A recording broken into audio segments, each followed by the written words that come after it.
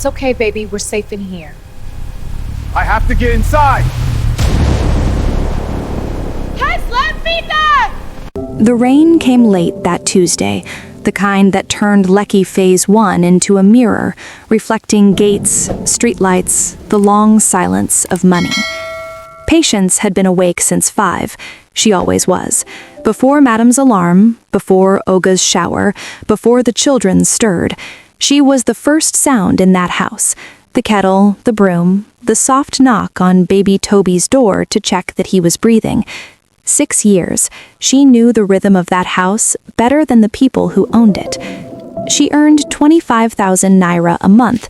She sent 18,000 naira home to Edo State every month without fail. At 3:30 that afternoon, baby Toby was not in the sitting room. Patience checked the kitchen, the back corridor, both bathrooms. She called his name the way she always did, soft first, so he wouldn't be startled, then louder. Then she ran. She found him 40 minutes later, curled behind the standby generator at the far end of the compound, deep asleep, his small fist pressed against his cheek. He had followed a lizard, lost interest, and simply lay down where he was.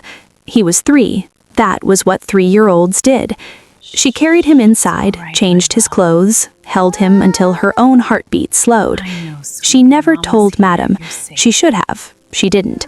She was afraid of the blame that would find her regardless of how the story ended. Madam came home at 6. Patience watched her from across the room, the stiffness in her shoulders, the way she looked at her phone and then looked away, the way she looked at Patience and let her eyes stay a second too long. She had seen something. Patience didn't know what, but she recognized the face of a woman who had decided to be angry at something she could afford to be angry at. At 7, Madam called Olga into the bedroom. At 8, Madam called the police. She told them Toby had gone missing under Patience's watch, that Patience had been careless, that things had happened in this house she could no longer explain.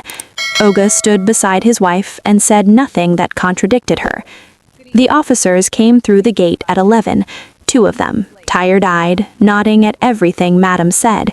Patience stood in the parlor doorway in her uniform, the children's dishes still drying on the rack behind her.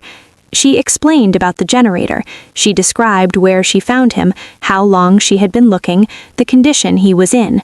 One officer wrote things down. The other looked at Madam. Madam looked at her phone. They told Patience to come with them. She asked if she could get her bag. They said she could get it at the station. Toby slept through all of it. He slept through the gate closing, through the sound of the car, through the 6 years of school runs and bedtime stories and fevers she had sat up through alone so Madam could rest. He would wake up in the morning and ask where Patience was. No one in that house would give him a straight answer. They never did. But it's an emergency. We'll need to see some ID. Here, take it.